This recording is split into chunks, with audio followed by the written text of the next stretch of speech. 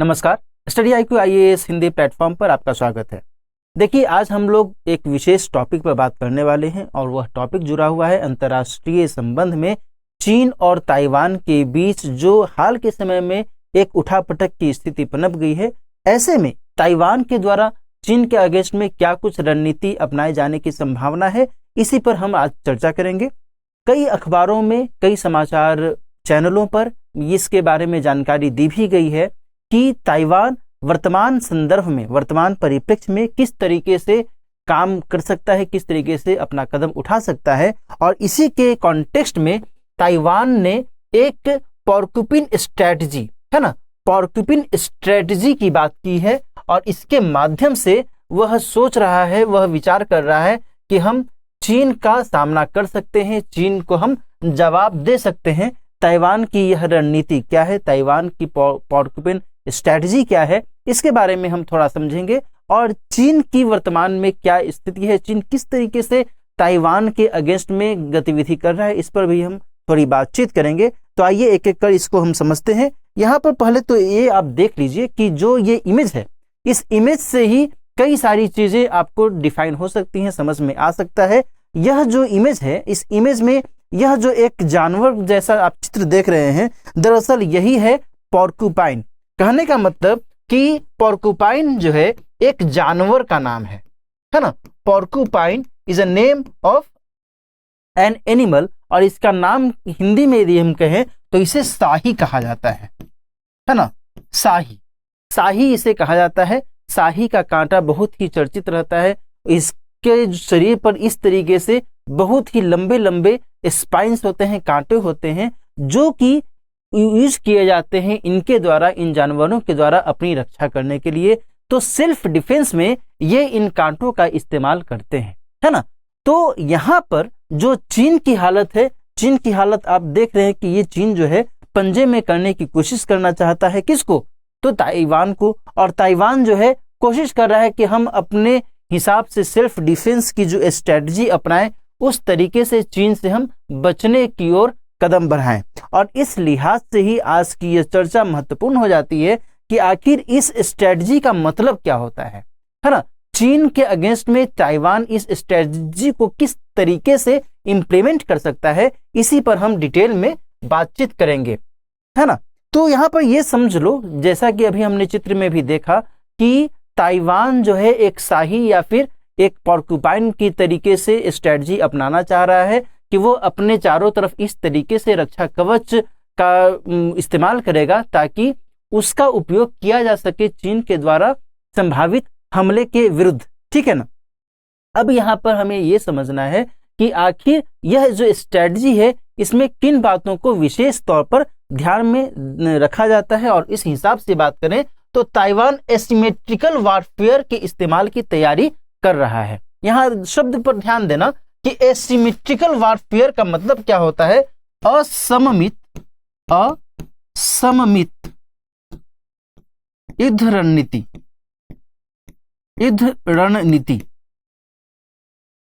ठीक है।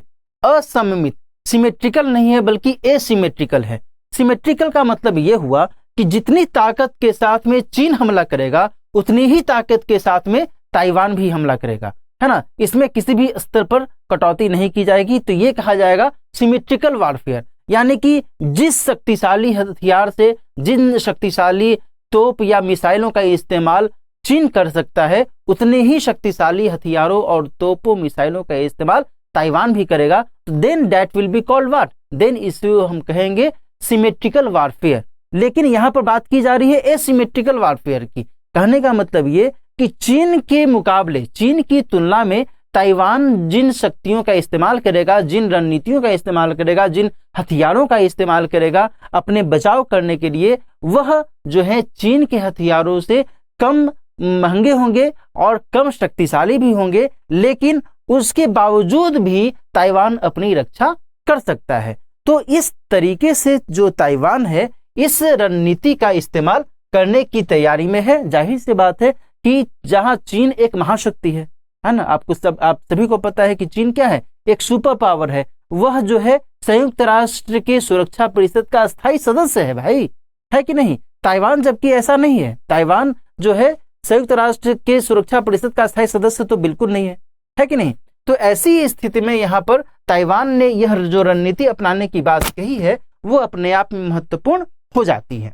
तो इसी कंटेक्स्ट में पोर्कुपाइन स्ट्रेटजी का इस्तेमाल कौन कर रहा है? तो ताइवान कर रहा है। इस स्ट्रेटजी के बारे में हम बात करें तो इसमें सेल्फ डिफेंस पर विशेष फोकस किया जाता है, आत्मरक्षा पर विशेष फोकस किया जाता है, और साथ ही इसमें सैन्य साजो सामान पर विशेष खर्च नहीं किया जाता है। मैंने अभी बताया भी कि बहुत अधिक कॉस्टली जो एम्यूनेशंस है और या वेपन्स है वो नहीं रहेंगे, और बहुत ही तुलनात्मक रूप से कम खर्चीले, कम तकनीक रूप से उन्नत जो हथियार हैं उनका इस्तेमाल इसमें किया जा सकता है। इसके साथ ही आसानी से वहन योग्य जो हथियार हैं उनका इस्तेमाल भी इस रणनीति के जरिए किया जा सकता है। जैसे कि यहाँ पर मैं आपको दिखाऊं कि ये जो है एक पोर्टेबल जैवलिन है ना, पोर्टेबल जैवलिन है, एक तरीके से आप इसको मिसाइल की श्रेणी में रख सकते हैं। तो ये आप देख रहे हैं ना कि पोर्टेबल यानी कि वहन योग्य है, आप एक जगह से दूसरे जगह इसको ले जाया जा सकता है। यहाँ पर वहन होना चाहिए, वहन की जगह वाहन लिखा गया है ना, वहन योग्य, जिसको कैरी किया जा सकता है, एक जगह से दूसरे जगह ले जाया जा सकता है। उसी तरीके से स्टिंगर मिसाइल का भी इस्तेमाल किया जा सकता है, यानी कि छोटे छोटे जो हथियार हैं या फिर पोर्टेबल जो वेपन्स हैं, हथियार हैं, उनका इस्तेमाल इस रणनीति में आसानी से किया जा सकता है, और इसके जरिए जो ताइवान है वो अपनी सुरक्षा को और मजबूत कर सकता है। यहाँ पर मैं आपको बता दूं कि इस स्ट्रैटेजी के कंटेक्स्ट में, पोर्कुपाइन स्ट्रैटेजी के बारे में सबसे पहले अमेरिका के जो डिफेंस वॉर कॉलेज है उसमें इस बारे में जानकारी दी गई थी कि ये प्रकार की इस स्ट्रैटेजी का इस्तेमाल किया जा सकता है, और वर्ष 2017-18 में ताइवान ने भी इस स्ट्रैटेजी को अपनाने की बात कही, और इसने इस माध्यम से इसे ODC यानी कि ओवरऑल डिफेंस कॉन्सेप्ट है ना, ओवरऑल डिफेंस कॉन्सेप्ट के अंतर्गत इस स्ट्रैटेजी को 2017-18 में ताइवान ने अपनाया भी था, और इसके अंतर्गत ये जो 3 परतें हैं, 3 रक्षा परतों का इस्तेमाल किया जाता है। ये कौन कौन सी रक्षा परतें हैं, इनका जो इम्पोर्टेंट रोल होता है ये क्या होता है, इनका महत्व क्या होता है, इसके बारे में थोड़ा जाने। पहली परत के अंतर्गत इंटेलिजेंस और रिकॉनेजेंस यानी कि टोह लेने की जो व्यवस्था होती है उसको महत्व दिया जाता है। टोह लेने की व्यवस्था है ना, टोह लेना यानी कि पता करना कहां पर दुश्मन सेना के जो जंगी जहाज हैं वो तैनात हैं, मिसाइल तैनात हैं, या फिर किस तरीके से हम उनका सामना कर सकते हैं। तो इन सभी बातों के कॉन्टेक्स्ट में जो पहली परत है उसका इस्तेमाल किया जाता है, यानी कि इसके जरिए जो ताइवान की सेना है, ताइवान की सरकार है, वो चेक कर सकती है कि आखिर चीनी सेना कहां कहां पर तैनात है और किस तरीके से हमें अपनी युद्ध रणनीति में बदलाव लाने की जरूरत है। इसके साथ ही जो दूसरी परत है उसमें गोरिल्ला छापामार जो युद्ध प्रणाली होती है, गोरिल्ला युद्ध प्रणाली या फिर छापामार युद्ध प्रणाली के तौर पर उसे जाना जाता है, और इसके अंतर्गत ये कोशिश की जा सकती है कि अचानक से जो है हमला किया जा सकता है चीनी सेना पर। तो छापेमार युद्ध प्रणाली का इस्तेमाल इस दूसरी परत के अंतर्गत जो सेकेंड लेयर होता है इस स्ट्रैटेजी का, उसके अंतर्गत किया जा सकता है। और जो तीसरी परत है, जो थर्ड लेयर है, उसमें जो ताइवान के टोपोग्राफी है या फिर ताइवान की जो ज्योग्राफी है उसका इस्तेमाल किया जा सकता है, और जो डेमोग्राफी है उसके माध्यम से भी जो तीसरी परत है उसका इस्तेमाल इस स्ट्रेटजी के अंतर्गत किया जा सकता है। यानी कि बहुत ही विभत्स स्थिति में जबकि चीन की सेना ताइवान के अंदर प्रवेश कर सकती है, तो ऐसे में ये जो थर्ड लेयर है उस पर डिपेंड करेगा कि किस तरीके से उस चीनी सेना का सामना किया जा सकता है। तो इस लिहाज से जो ताइवान के बहुत पर्वतीय स्थल है और जो वहाँ की जनसंख्या है उसके आधार पर भी ये चीजें डिपेंड करेंगी। तो ये सारी बातें जो है इस रणनीति के अंतर्गत शामिल की जा सकती हैं, और इस माध्यम से जो ताइवान है वह इस पोर्कुपाइन स्ट्रेटजी का इस्तेमाल करने की योजना में है।